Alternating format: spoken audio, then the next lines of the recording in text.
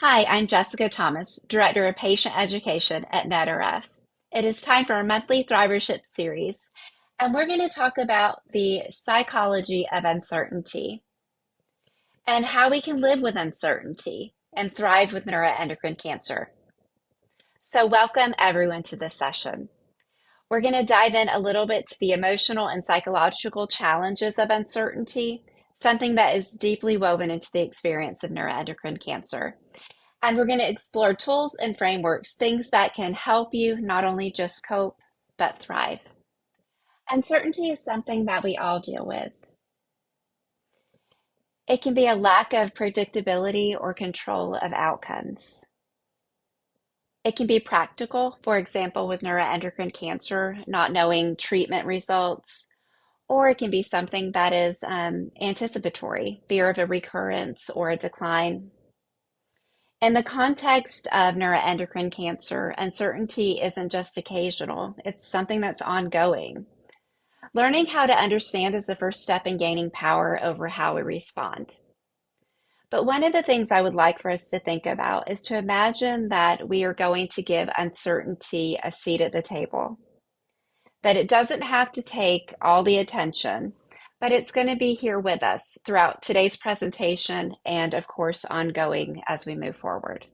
Our brains are wired to seek certainty. It's a survival instinct. Uncertainty activates our brain's threat response, increasing stress, anxiety, and emotional fatigue. And if you're living with neuroendocrine cancer, the ongoing ambiguity can lead to a persistent sense of unease or emotional exhaustion. So, naming this experience helps to normalize it and reduce shame and self judgment. Some of the common sources of uncertainty with neuroendocrine cancer can come from the diagnosis.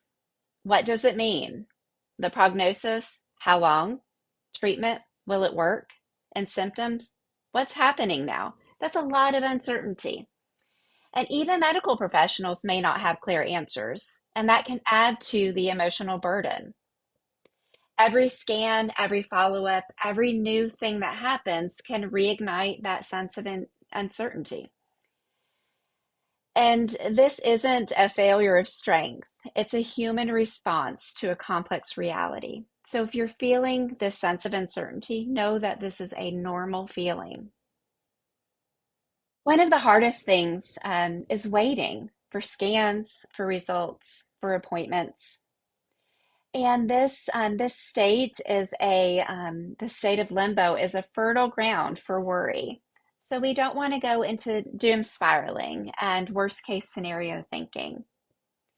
Research shows that it's bad, that waiting for bad news can feel worse than receiving it. And we're going to discuss some ways that you can reclaim a sense of power during these times of waiting. It's important to focus on what we can control.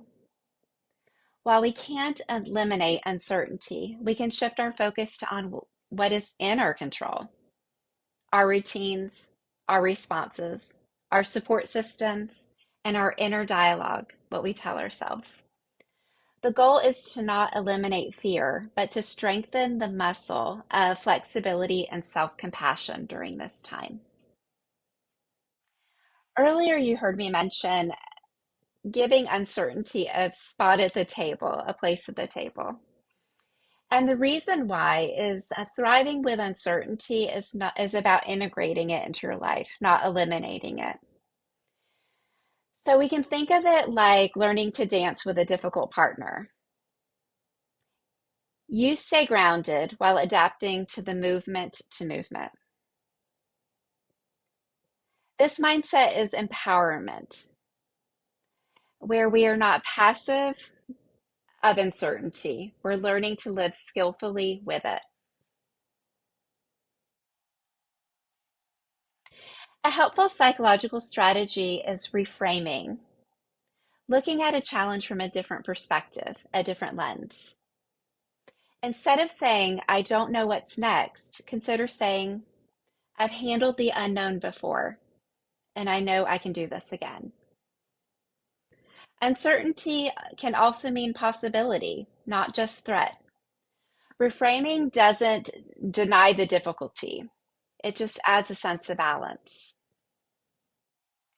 And there's tools that can help to tackle the feelings of uncertainty.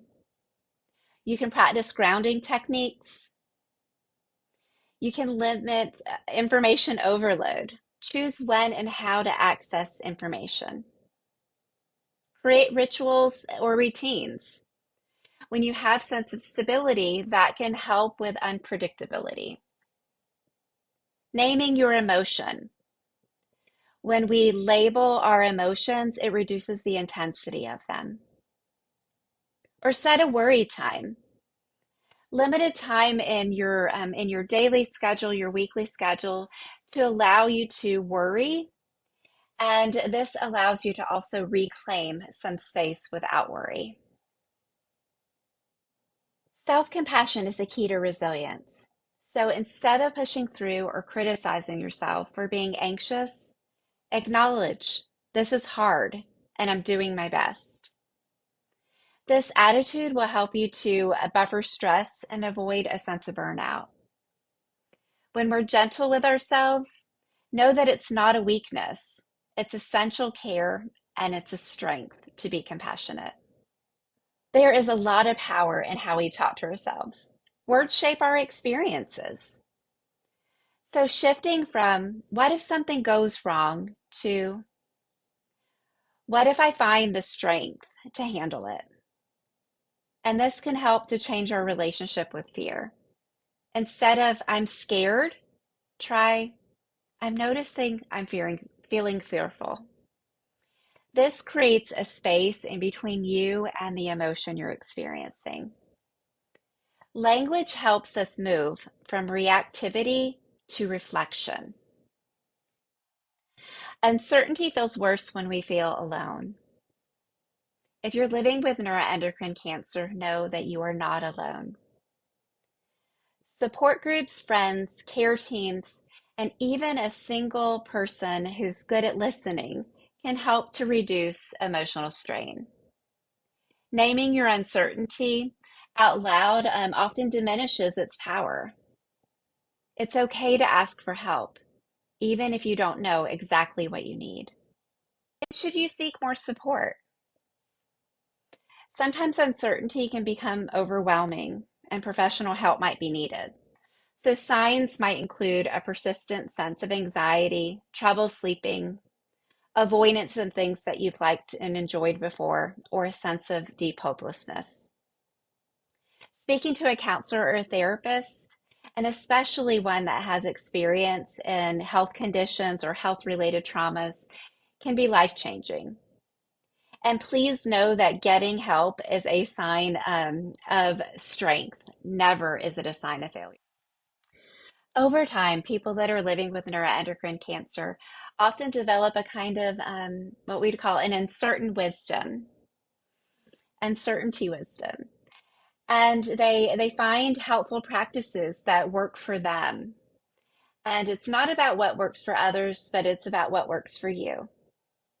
A couple of examples might be journaling, mindful meditation, gentle movement, art or music, leaning on faith or spirituality, connecting with others. It's about finding what works for you.